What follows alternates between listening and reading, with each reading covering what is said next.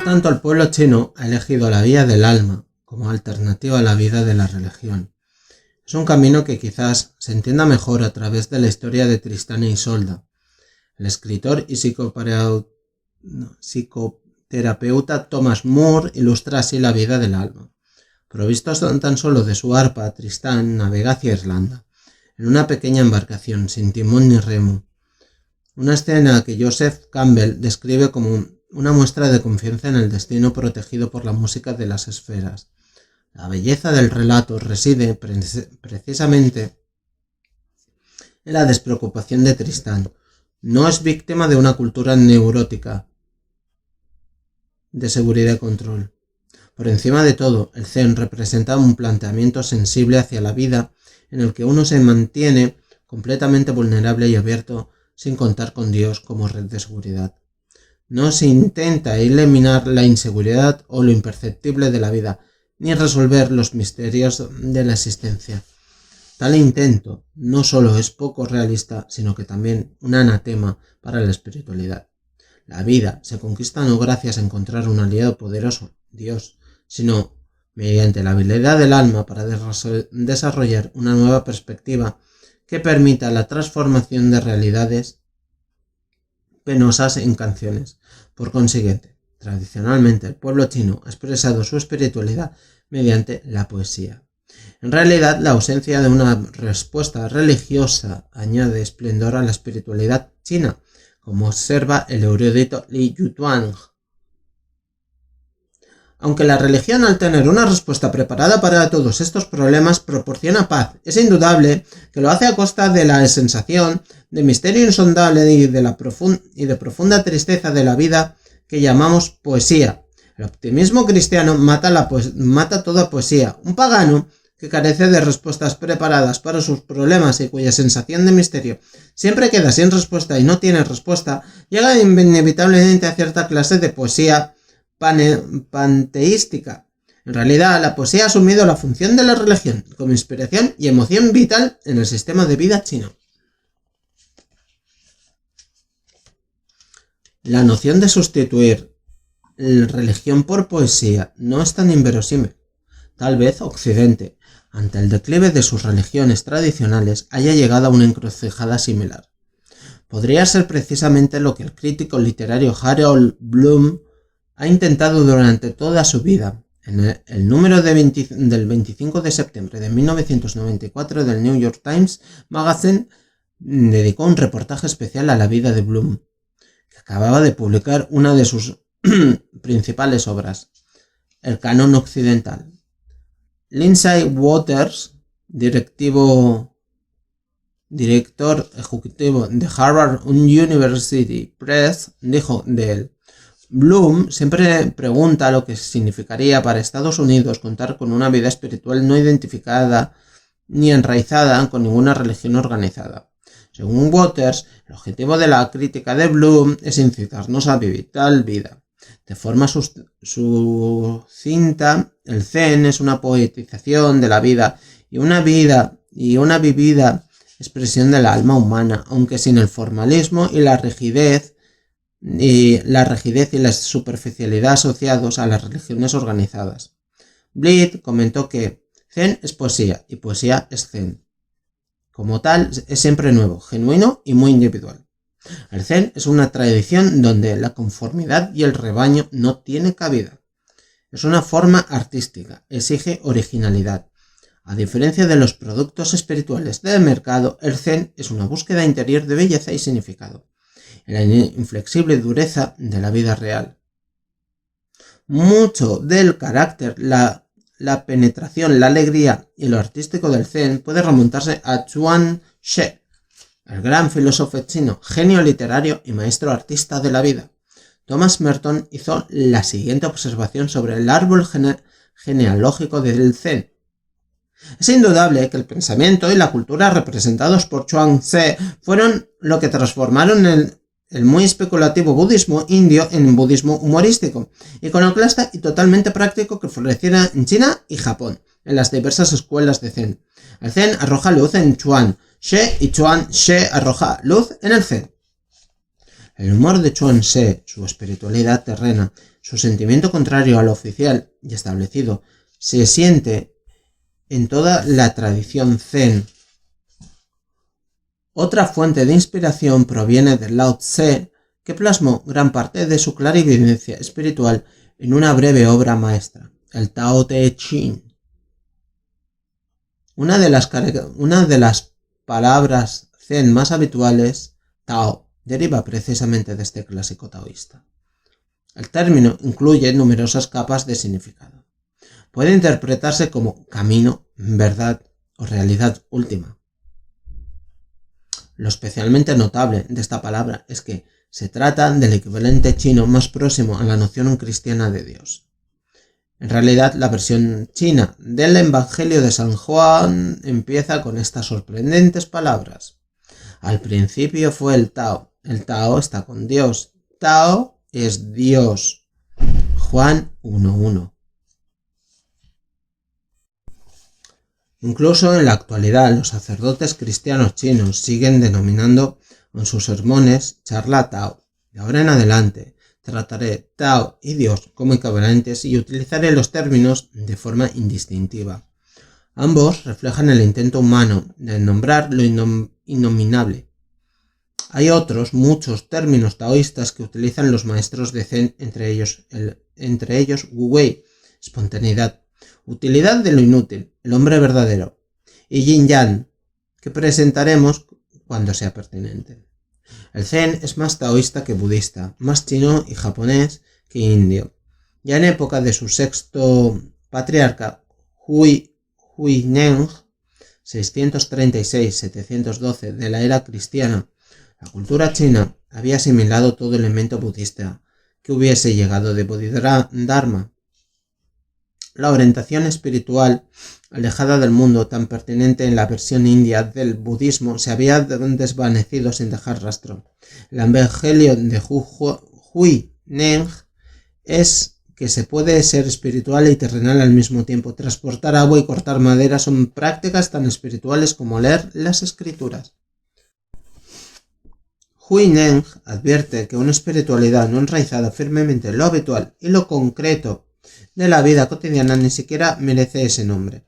Para evitar los peligros del idealismo y el heroísmo espiritual, Huineng defiende dentro del espíritu del budismo Mahayana la abolición de cualquier clase de distinciones. Por tanto, equipará nirvana con el aquí y el ahora, las pasiones con bodhi, sabiduría, y a los sabios con la gente corriente. Según Huineng, la verdadera práctica de la espiritualidad es el ascetismo de ser corriente, vivir el presente sin hacer nada especial con uno mismo, pues cualquier intento de ser especial es una invitación abierta al ego. Con Huineng se establece firmemente la caracterización del Zen como un arte práctico de vivir accesible por igual para aristócratas y proletarios. La espiritualidad ya no es un preciado bien de los monasterios, sino que se ha convertido en herencia común y cultura del pueblo. La tabla ilustra una comparación entre Zen y las bellas artes. Un elemento compartido por ambos es la creatividad, que implica la ausencia de fórmulas y la necesidad de improvisación y originalidad. En ocasiones, mis estudiantes me piden instrucciones más específicas y concretas para la práctica del Zen. Esto refleja un malentendido muy elemental, pues el Zen es un camino sin camino. Un malentendido muy generalizado acerca de la práctica del Zen es que existe un sistema que los estudiantes deben de seguir. El zazen, la meditación, casi se ha convertido en un símbolo del Zen. Sin embargo, son precisamente los sistemas y las fórmulas los que el Huineng rechazó con tanta vehemencia, porque tendía a incluir pretensiones y sofocar la creatividad. Uno de los principales logros de Huineng fue revolucionar todo concepto de meditación dhyana y regresar a la originaria cultura mental preconizada por Buda. Comparación del Zen con las bellas artes. Columna de la izquierda, Zen. Columna de la derecha, bellas artes. Términos. Presencia. Ver, escuchar, sentir, degustar. Magia cotidiana. poder de transformación. Entusiasmo, esplendor, júbilo, vitalidad, alegría, diversión. Clarividencia, profundidad. Wu Wei, sin esfuerzo, objetivo ni utilidad. Naturalidad, soltura, gracia, eficacia. Libertad, infantilismo ingenioso, desenvoltura. Simplicidad, simplicidad.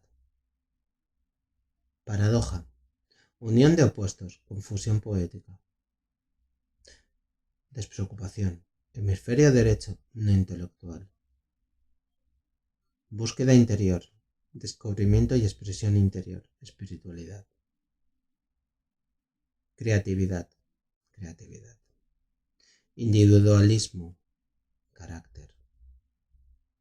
Sin camino prefijado, sin sistema o fórmula. Vía media, equilibrio, armonía. Apertura, apertura. Espontaneidad, espontaneidad. No moralista, no crítico. Calidad, belleza, buen gusto. Autenticidad, autenticidad. Disciplina, disciplina. Concentración, ensimismamiento, ausencia de ego. Concentración, ensimismamiento, pérdida del yo.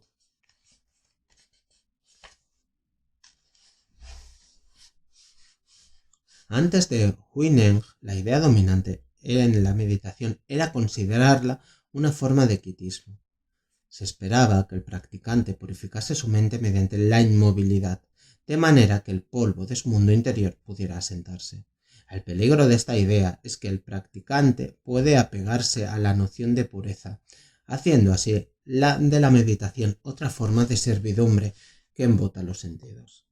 Huineng invirtió esta tendencia a matar la mente al proclamar que la verdadera meditación no tenía nada que ver con sentarse o permanecer inmóvil. Es ni aferrarse a la noción de una mente, ni aferrarse a la noción de pureza, ni gozar con la idea de inmovilidad.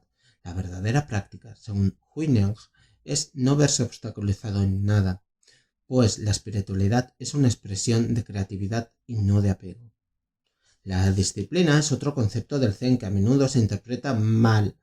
Una de las definiciones de disciplina es control obtenido mediante la imposición de obediencia u orden. Por desgracia, esta noción es prácticamente un sinónimo de castigo. La disciplina Zen no tiene nada que ver con el control, obediencia, reglas o castigos. Tampoco es una exhibición militante de fuerza de voluntad. Más bien se relaciona con cultivar la conciencia y la sensibilidad que son esenciales en la práctica de cualquier arte. Por encima de todo, la disciplina Zen hace referencia a una apertura completa hacia lo que existe y la absorción en lo que uno hace. Esta apertura implica una capacidad de adaptación dinámica y fluida que es el opuesto directo de la rigidez. La disciplina Zen es la disciplina del desapego y es totalmente ajena a la obediencia ciega a un determinado conjunto de reglas. Lo esencial es que el Zen no tiene fórmula. No nos dice qué hacer, sino cómo hacer lo que estemos haciendo, sea lo que sea. Un profesor de arte pide a un grupo de niños que dibujen una mariposa. Cada niño lo hará a su manera. Algunos la dibujarán sin patas, otros le pondrán un par de más, etc. La cuestión es que no hay forma correcta de dibujarla. La calidad de un dibujo no depende de si el niño ha plasmado el número correcto de patas, sino que haya expresado sensaciones auténticas sobre el tema del dibujo. Muchas personas no pueden ver relación alguna entre el Zen y las enseñanzas de Jesús. Pero Reginald H. Blitt, considerado junto con Suzuki uno de los principales intérpretes del Zen, tiene una pequeña sorpresa que ofrecernos. Así ve la relación entre el Zen, cristianismo y budismo. En ciertos aspectos hay más Zen en el cristianismo que en el budismo.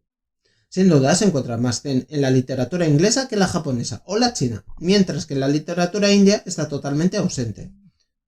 El zen podría considerarse la simplificación última tanto del cristianismo como del budismo, el primero vencido por el sentimentalismo y la teología, el segundo enredado en moralidad y en una filosofía más o menos científica.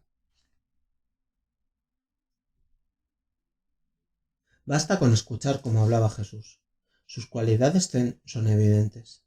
A diferencia de las enseñanzas de numerosos filósofos budistas, que con frecuencia se enredan en abstracciones y metafísica absurda, abstrusa, las enseñanzas de Jesús son poéticas y carentes de pedantería, sencillas y sin complejidades, intuitivas y no analíticas, llenas de humor y sin pesadez alguna. El indicio más revelador de que Jesús era un maestro zen y un artista es el hecho bien conocido de que a menudo utilizaba niños como modelos del Tao, camino, mientras que tradicionalistas y moralistas nos exhortan a crecer.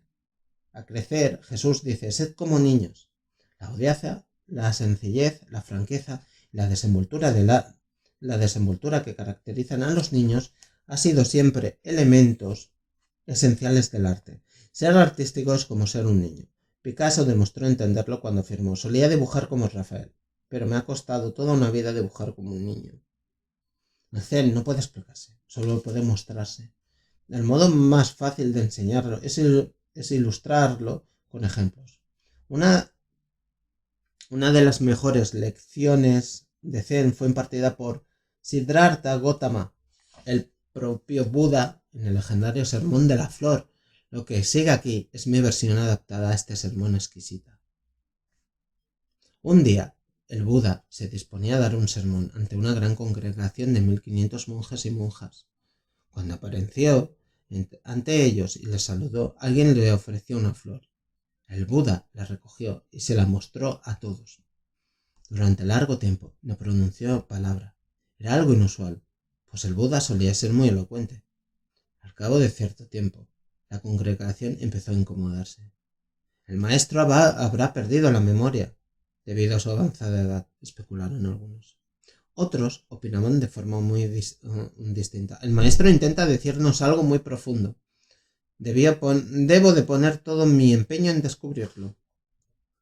En todos los presentes, solo un discípulo, Mahakashyapa, conservaba la calma. Parecía haberle entendido y sonría al Buda. Al ver esto, el Buda se llenó de júbilo y dijo a la congregación: Tengo un tesoro de saber y el corazón dichoso, puesto que la realidad última no tiene forma. He hallado un método maravilloso para transmitirla. Este método no se basa en palabras. En realidad, mi enseñanza es menos importante que la propia comprensión del estudiante. Así transmitió este método a Mahakashyapa. ¿Se comprende el mensaje? Antes de discutir este sermón en detalle, me gustaría citar un pasaje del Sermón de la Montaña, que también guarda un paralelismo directo con el Sermón de la Flor. También es una de las enseñanzas más hermosas y poéticas de Jesús, que ahora en adelante me referiré a él como el Sermón de la Naturaleza. Por eso os digo, no os preocupéis por vuestra vida, por lo que comeréis o beberéis, ni por vuestro cuerpo, por cómo os vestiréis. ¿No es la vida algo más que comida y el cuerpo algo más que vestirse? Mirad los pájaros del cielo, ni siembran, ni siegan, ni guardan en graneros, y sin embargo vuestro Padre Celestial los alimenta. ¿No valéis más que ellos? ¿Y quién de vosotros, por mucho que se preocupe, añadirá un palmo más a su vida? ¿Y por qué os preocupa el vestido? Observad cómo crecen los lirios del campo, no cosen ni hilan. Sin embargo, os digo que ni siquiera Salomón, en toda su gloria, se vistió como uno de ellos. Y si Dios viste así la hierba del campo, que hoy vive y mañana es arrojada al fuego, ¿no os vistiría aún más a vosotros, hombres de poca fe? Por tanto, no os preocupéis diciendo: ¿qué comeré o qué vestiré? Porque los gentiles buscan todo esto, y vuestro Padre sabe que tenéis necesidad de ello. Buscad primero el reino de Dios y su justicia, y todas estas cosas serán también vuestras. Por tanto, no os preocupéis por el mañana, porque el mañana ya se preocupará por él Dejad que los problemas del día sean suficientes para el día de hoy. Mateo 6, 28, 34.